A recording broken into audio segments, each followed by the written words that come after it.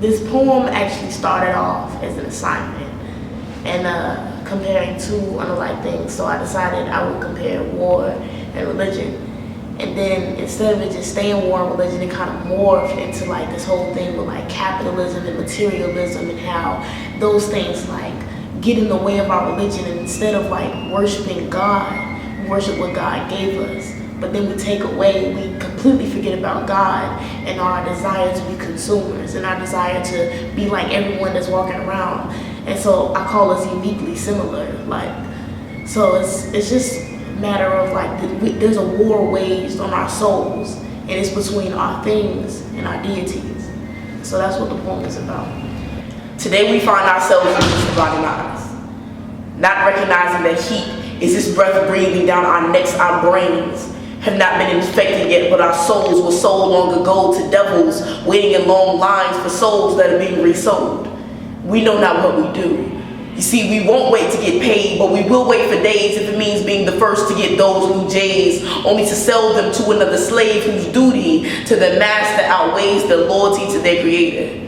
This is a holy war between things and deities, a way to protect ourselves from stones and their more developed counterparts, because David's got guns now, so we buy.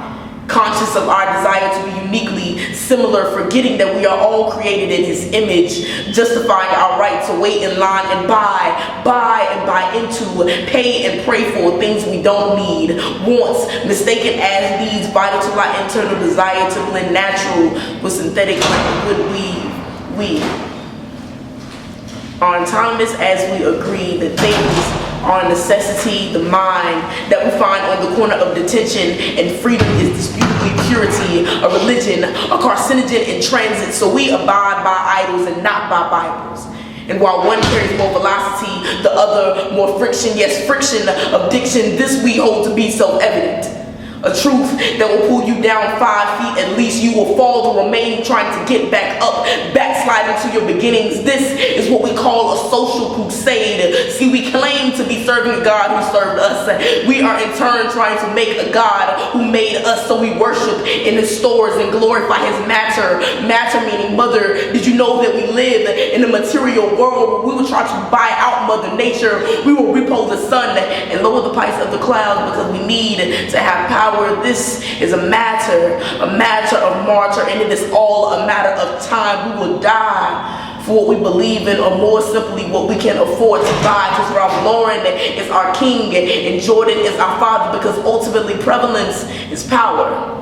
We have mass communicated our religion and mass produced what we worship. So we have come to believe in nothing that lasts longer than a fad. History is abstract because to us, nothing before us existed. You know, Jesus is fiction because we haven't taken the time to fit God into our reality, to fit God into our morality. We are mentally murdering our maker with AK-47s, a matter of material things, yet these guns still get all the glory.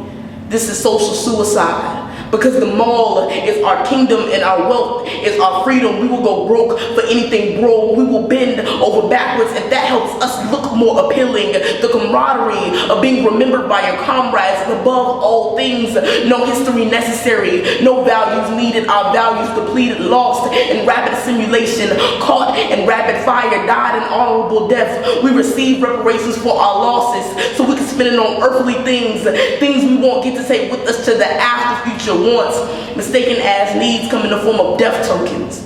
An invisible enemy made of desire and ambition. They have conditioned us to believe that there is a God and a Father of everything. So we won't praise the one that made us, we'll just praise the one that chained us.